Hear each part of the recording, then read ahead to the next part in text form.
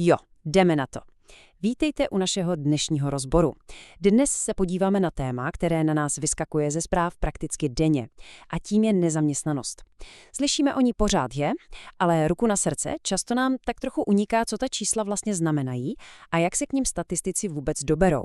Dnes si tenhle makroekonomický oříšek společně rozlouskneme. Představíme si celou populaci jako takovou sérii pomyslných kbelíků, do kterých se lidé rozdělují. A jak za chvíli uvidíme, za tou zdánlivě jednoduchou procentní sazbou se skrývá docela fascinující systém pravidel. Náš dnešní plán připomíná takový logický trychtýř. Začneme pěkně ze široka, tím, kdo vlastně tvoří trh práce, a pak si vezmeme nezaměstnanost pořádně pod lupou. Následně se prokoušeme klíčovými výpočty, ukážeme si, jak přesně to měříme u nás v České republice a nakonec to celé zasadíme do širšího ekonomického kontextu. Začněme tím úplně nejzákladnějším krokem, rozdělením celé naší populace. Zkrátka tím, kdo je uvnitř toho pomyslného trhu práce a kdo je venku. Tou první obrovskou skupinou, kterou musíme hned na začátku vyřadit, jsou takzvaní ekonomicky neaktivní. Kdo sem spadá? Jsou to třeba nepracující důchodci, studenti a učni, lidi pečující o domácnost, děti ve školkách nebo jiné závislé osoby. A tady je naprosto zásadní si uvědomit jednu věc. Všechny tyhle skupiny jsou ze statistik trhu práce úplně vyškrtnuté. Jsou, dalo by se říct, naprosto mimo hru. Nezaměstnanost je prostě filtruje.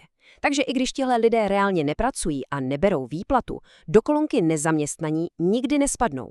Z naší debaty jsou zkrátka venku. Jakmile dáme stranou ekonomicky neaktivní, zbydou nám takzvaně ekonomicky aktivní lidé. A právě tady vzniká ta nejdůležitější dělicí čára. Na jedné straně tu máme zaměstnané osoby, to je každý, komu už bylo 15 let a má nějaké placené zaměstnání nebo zkrátka podniká. No a na té druhé straně leží ten náš kbelík s osobami nezaměstnanými. Vizuálně to vypadá jako jasný a ostrý řez, ale jak si hned ukážeme, označit někoho za nezaměstnaného není jen tak. Rozhodně to neznamená jen to, že člověk momentálně nemá práci. Pojďme se teď na ten kbelík s nezaměstnanými podívat trochu víc zblízka a zkusme si zbořit pár hodně častých mýtů. Aby si totiž statistik vůbec mohl někoho oficiálně zaškrtnout jako nezaměstnaného, musí ten člověk projít hodně přísným sítem, takovým 4krokovým checklistem. Za prvé, věk nad 15 let, za druhé, nesmí mít žádnou placenou práci ani podnikat, a teď to začíná být zajímavé. Za třetí, musí si tu práci prokazatelně a aktivně hledat. A za čtvrté, pokud by se dnes objevila skvělá nabídka, musí být schopen nastoupit prakticky hned, přesněji do 14 dnů. Z pohledu úřadů si tedy oficiálně nezaměstnaný člověk nemůže jen tak odjet na 3týdní dovolenou k moři. Tohle nám krásně ukazuje, že nezaměstnanost v ekonomii není jen pasivní status, je to metrika chování. Jakmile někdo nepracuje, ale zároveň si práci ani nehledá, ze statistik nezaměstnanosti zkrátka vypadává a přesouvá se zpátky mezi ekonomicky neaktivní. Teď, když už víme, kdo je kdo, pojďme se vrhnout na trochu té matematiky v pozadí. Nebojte, nebude to nic složitého. Úplně tím nejznámějším ukazatelem je pochopitelně míra nezaměstnanosti. Jak se k ní dobereme? Vezmeme ten náš počet prokazatelně nezaměstnaných a vydělíme ho celkovou pracovní silou. A tady pozor, tou celkovou pracovní silou se myslí jen a pouze ti ekonomicky aktivní, o kterých jsme mluvili před chvíli. Výsledek se pak vyjádří v procentech. A to je obrovsky důležitý detail. Ve jmenovateli toho zlomku totiž není celá populace, není tam všech 10,5 milionu obyvatel Česka. Takže když ve zprávách slyšíme, že je 10% nezaměstnanost, rozhodně to neznamená, že každý 10. člověk na ulici je bez práce.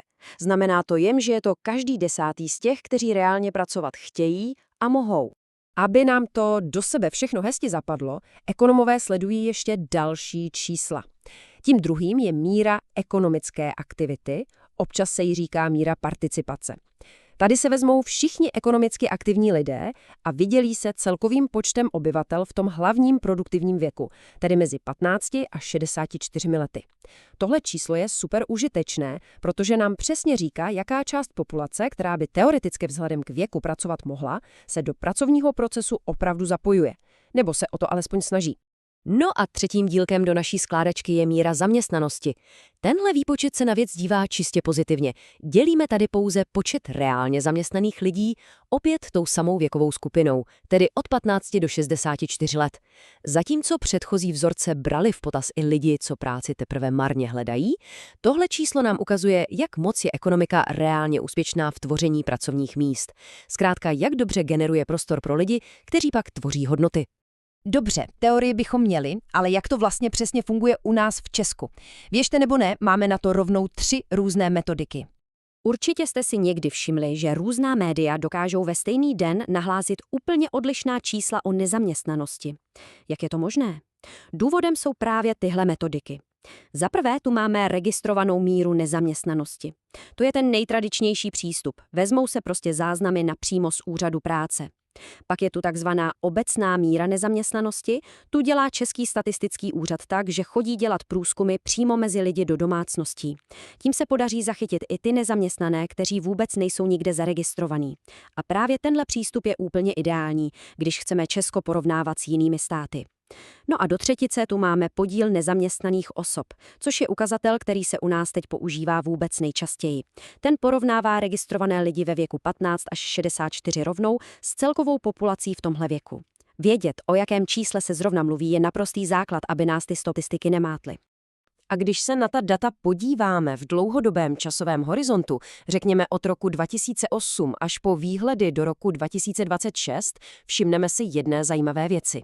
Krátkodobé měsíční výkyvy, třeba když na podzim skončí letní brigády, jsou sice dobré pro operativní plánování, ale to hlavní se děje až v dlouhodobém měřítku. Jedině dlouhodobé a pečlivé sledování dokáže ekonomům poodhalit, jestli se v ekonomice netvoří nějaké hluboké strukturální problémy, nebo naopak, jak rychle a robustně se jako stát dokážeme zotavit po krizích. Tím se vlastně dostáváme k předposlednímu bodu.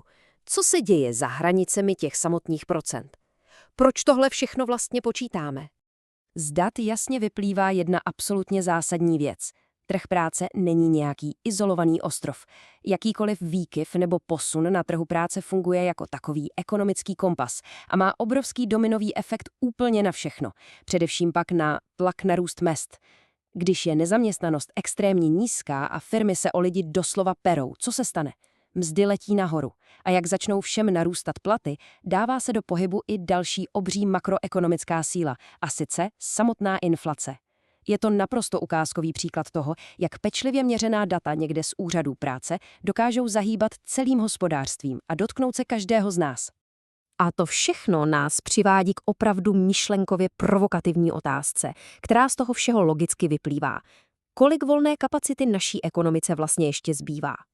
Je totiž hrozně důležité si uvědomit, že to složité počítání, o kterém jsme tu dnes mluvili, neslouží jen jako materiál pro politické debaty.